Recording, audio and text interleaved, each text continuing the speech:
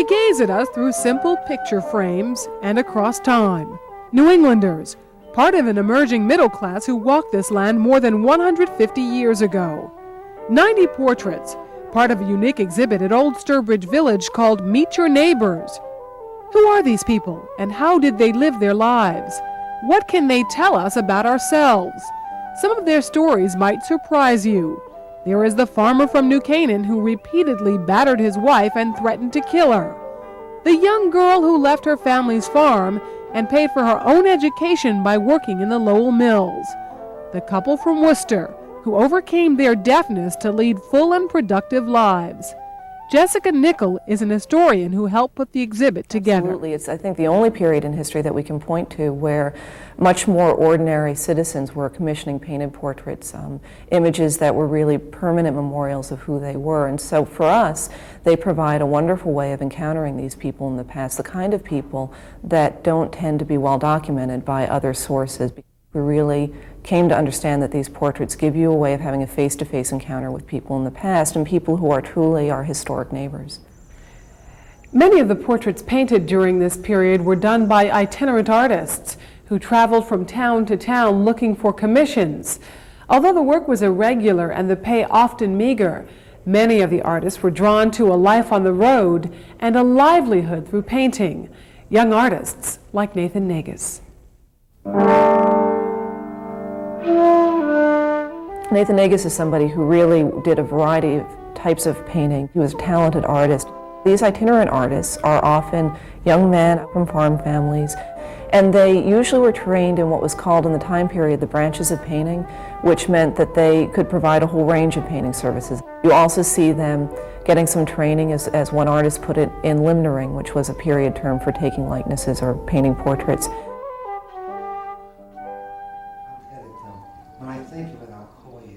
February 28, 1815. Most lovely brother, I have resided in this place 8 days. Thinking it my duty to let you know it, being at leisure, I have improved my time in writing a few lines to you. I shall reside here 5 or 6 weeks for the purpose of getting some knowledge of limnering. I have vanity to think I have made considerable progress in the various branches of my profession since I saw you last, especially portrait painting. Nathan Negus.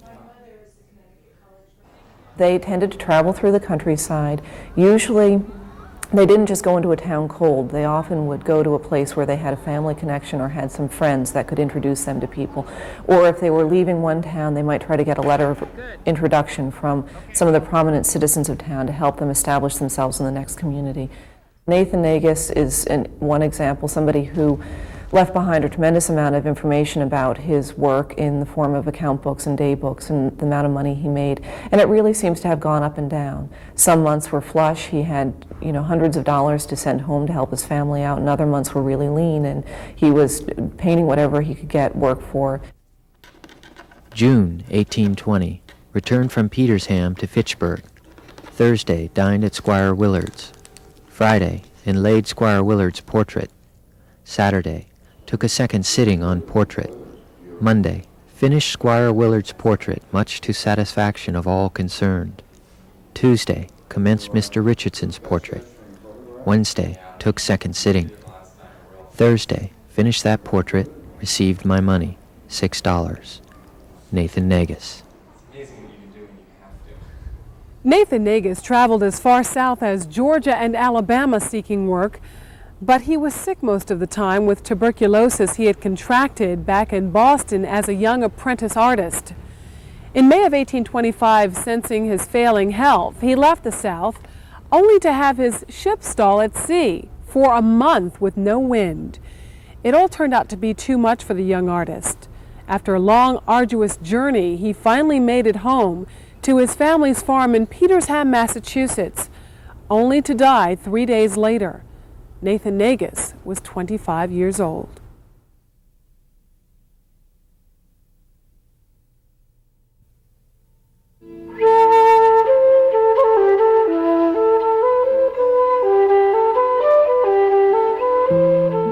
Her name was Prudence Crandall, a simple school teacher from Canterbury, Connecticut, whose moral integrity landed her in jail.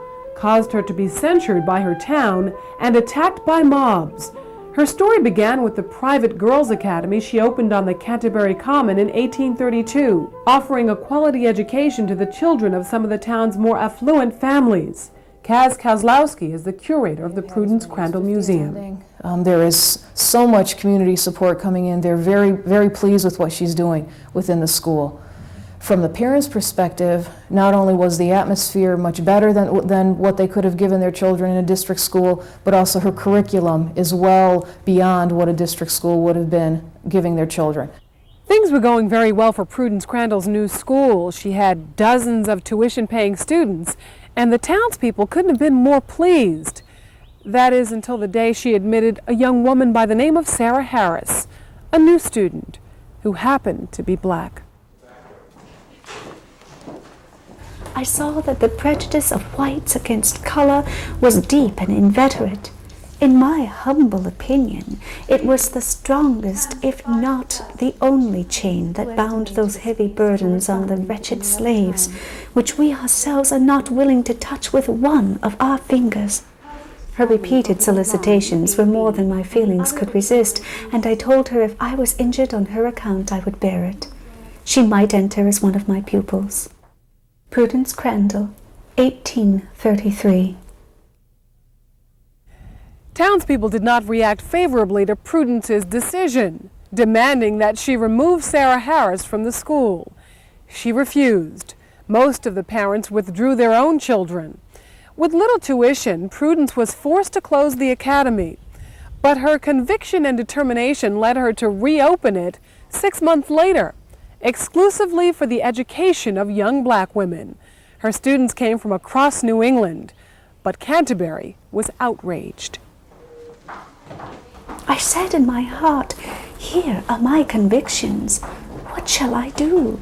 Shall I be inactive and permit prejudice, the mother of abomination, to remain undisturbed? I contemplated for a while the manner in which I might best serve the people of color. As wealth was not mine, I saw no other means of benefiting them than by imparting those of my own sex that were anxious to learn all the instruction that I might be able to give, however small the amount. This I deem my duty.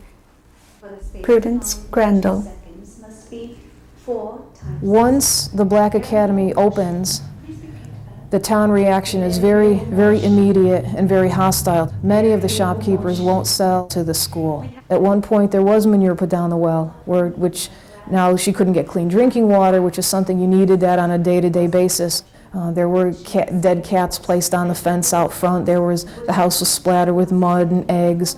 The town realized that they had to do something a little broader to be able to stop what was going on. Initially, it's Canterbury that begins distributing petitions, which basically are saying that they want a law passed to close the school down.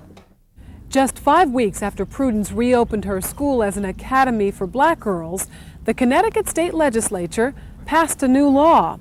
It made it illegal to educate blacks without prior permission from the town. It was known as the Black Law, and within days of its enactment, Prudence Crandall was arrested. The thought that such opposition has been raised in the minds of people of Canterbury and the adjoining towns never once entered into my mind while contemplating the change I am now endeavoring to effect in my school. Very true, I thought many of the high-minded worldly men would oppose the plan, but that no Christian would act so unwisely and conduct in a manner so outrageously was a thought distant from my view. I have put my hand to the plow, and I will never, no, never look back. Eventually there are 3 trials that occur. It's taken to the Court of Errors in July of 1834. And in this case, the judge decides for 2 reasons to throw the case out of court. He decides on the one hand that the Black Law was passed after the school was already in operation, so it couldn't be used against her. And secondly, he felt there was an issue of citizenship that hadn't been addressed properly in the previous cases. He felt that if the students were citizens of the United States, they're entitled to every benefit that brings with them, education being one of them. He throws the case out of court. She's allowed to return to the school in Canterbury, and they continue to operate the school until the night of September 9th, 1834.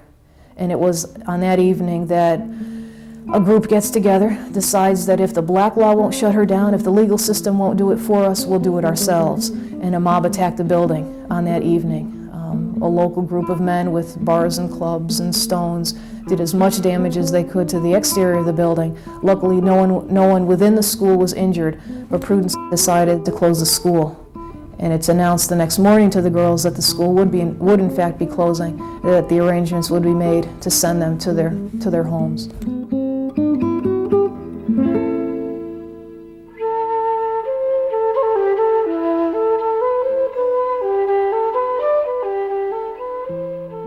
I think the most important thing that we can learn from what Prudence Crandall endured in the 1830s is that if we have that strength, that inner strength, to go with what we personally feel is to be right, is what is morally correct, that we can accomplish things that we probably would never think that we would be capable of doing. And though most of society may not agree with what we're hoping to do, at least we can live with ourselves by having done the best that we could with whatever we had.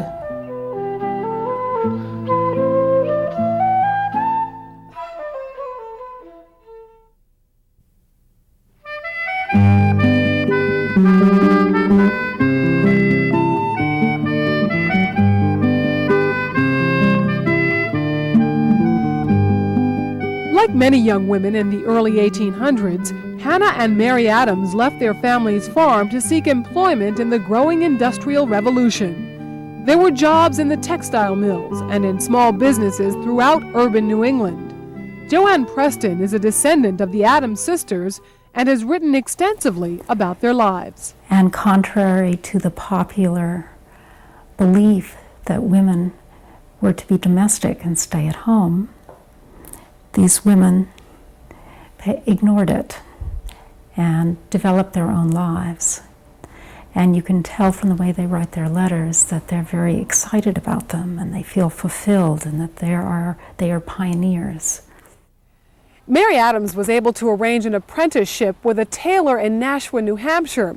But rather than settle on just being a seamstress, she insisted on learning the whole of the trade with an eye toward a future business of her own. Piece of work that is. Well, of course it is. Sir, I received a letter informing me that you would accept me as an apprentice to the tailoring business for the time I proposed, which pleases me not a little, I assure you.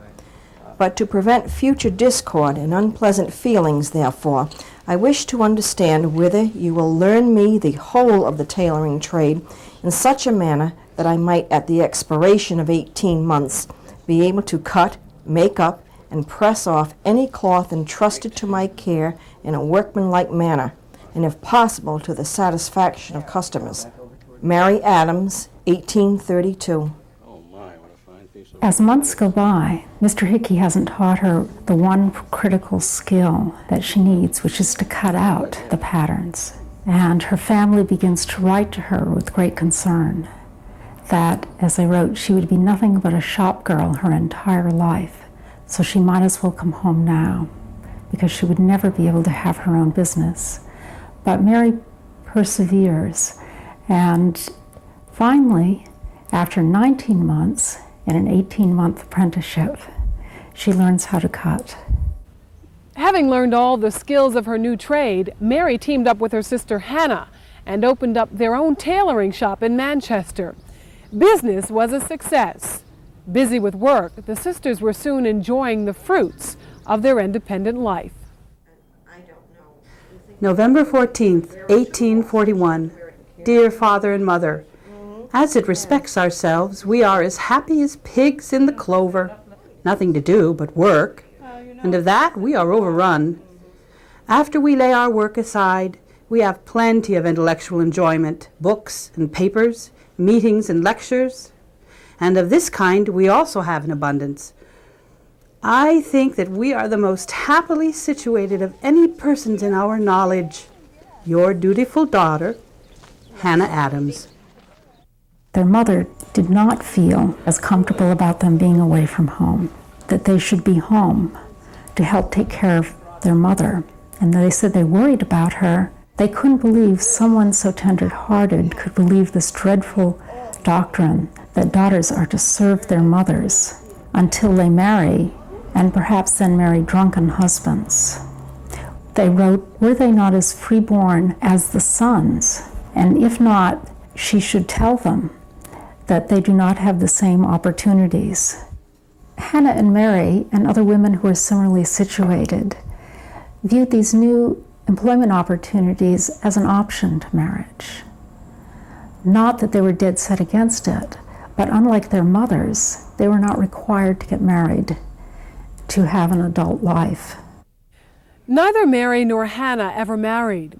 They ran their tailoring business successfully for more than 50 years and bought stock and owned real estate. Living what they considered to be the good life, they commissioned to have their portrait painted, a permanent record of their accomplishment.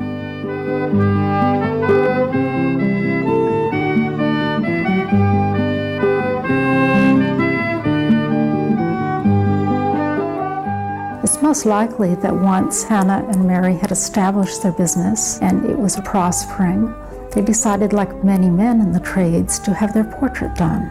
It was significant, I think, that they had it done together, showing their alliance with one another.